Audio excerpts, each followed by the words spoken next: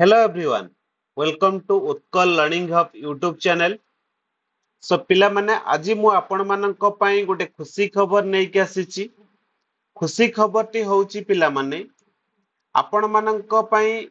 High court Odisha high court तरफरु पिला माने assistant section officer पई नोटिफिकेशन आसी जाईची। से नोटिफिकेशन विषय रे मु डिटेल्स आपण मानक सहित आज डिस्कशन करिया को जाउची। तो पिला माने ये जो डिस्कशन करने पूर्व मु आपण मानू कही रखिबी जो माने एपर्यंत चैनल को सब्सक्राइब करिनांती पिला माने चैनल को सब्सक्राइब करनियंतु आ वीडियो को लाइक करंतु आ लिंक को पिला माने शेयर करंतु। ठीक अछि तो डिटेल्स पिला माने आज मु आपण मान सहित डिस्कशन करिबी केबेठू एप्लीकेशन आमे फॉर्म पकेइबा केबे पिला माने आमे आर एलिजिबिलिटी क्राइटेरिया कोन रहिछि क्वालिफिकेशन कोन रहिछि एज कोन रहिछि केते वैकेंसी आसीछि सब विषय रे पिला माने मु डिटेल्स आपण मान सहित डिस्कशन करी। तो पिला माने ठीक अछि पिला माने एटा ए जो नोटिफिकेशन ता आसीछि 14 तारिख दिन आसीछि 14/5/2024 रे मु आपण मानकु गोटे शॉर्ट्स वीडियो भी आपण मानकु देइथिली हमर चैनल माध्यम रे पिला माने पोस्ट रहिछि आपण मानकर assistant section officer Odisha high court रो देखंतु पिला माने एठी मु आपण मानकु शो करैछि पिला माने ए जो ऑनलाइन एप्लीकेशन आपण मानकर पडिबो सेटा आपण मानकर 20/5/2024 रु स्टार्ट हबो आपण मानकर 18/6/2024 पर्यंत रहिबो माने मे 20 रु स्टार्ट हबो जून 18 रे सरी टोटल पोस्ट अच्छी पिला माने 147 टा पोस्ट अच्छी एटा होची गोटे ग्रुप बी पोस्ट मने रखंतु पिले आर पे स्केल रहिची 35,400 रु 1,12,400 पर्यंत आर पे स्केल रहिची एटा होची गोटे लेवल 9 ठीक अछि क्लियर हेई गेले केतेटा पोस्ट बाहरिची केबेटू फॉर्म पकेइबा हम ठीक अछि नेक्स्ट देखंतु ए जो 147 टा पोस्ट बाहरिची सेथिरु हमर जनरल पई रहिची 70 टा पोस्ट एससीबीसी पई रहिची 5 टी पोस्ट एसटी पई रहिची 57 एससी पई रहिची 15 टा सेथिरु ए जो 147 रु टोटल वुमेन्स कैटेगरी पई रहिची 49 पीडब्ल्यूडी रो रहिची 6 टा एक्स सर्विसमैन 4 टा स्पोर्ट्स पर्सन रहिची गोटे क्लियर है गले केते वैकेंसी हमर अछि क्लियर नेक्स्ट पिला माने जिबा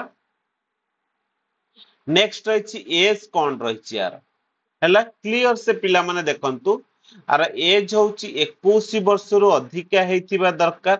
आ बिलो 32 इयर्स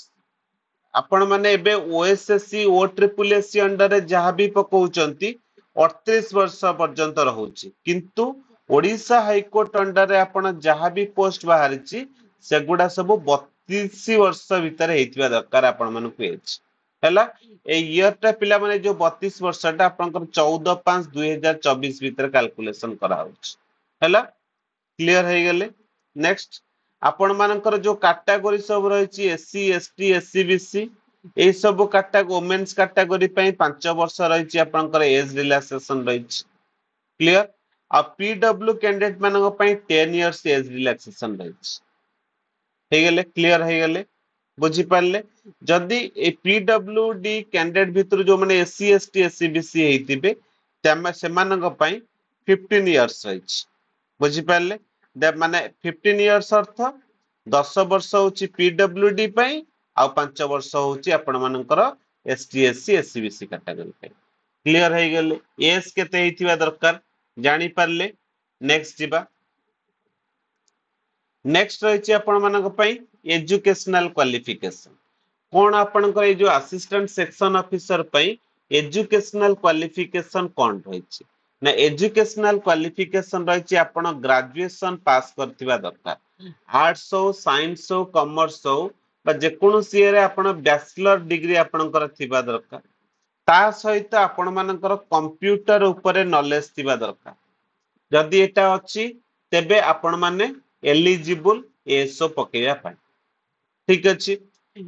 एग्जामिनेशन फी रही पिला माने आपण मानकर 500 टंका रही एग्जामिनेशन फी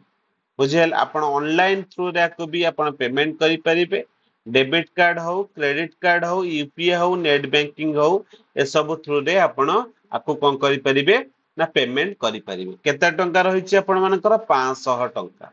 आउ आपण मानकर जो शेड्यूल कास्ट एससी एसटी आ पीडब्ल्यू कैंडिडेट मानक पई ये एग्जामिनेशन फी नाही किछि मी माने एग्जामिनेशन फी देबे नाही ठीक अछि आउ आपण मानकर जो एससीबीसी आउ अनरिजर्व कैटेगरी जन पई समस्त पई होची 500 टंका रही एग्जामिनेशन क्लियर हो गले तो पिला माने कोन कोन जानले एसर गोटे होची एग्जामिनेशन फी कोन एजुकेशनल क्वालिफिकेशन कोन एज कोन रहिची वैकेंसी केते अछि केबेठु हमें फॉर्म पकेइबा क्लियर हो गले 300 क्लियर हो गले नेक्स्ट रहिला पिला माने आपण मानक पई आउ गोटे वीडियो रे मु डिटेल सिलेबस ऊपर आपण मानकु डिस्कशन करिवि आ से सिलेबस रो आ गोटे प्लानिंग वीडियो पिला माने मु देबी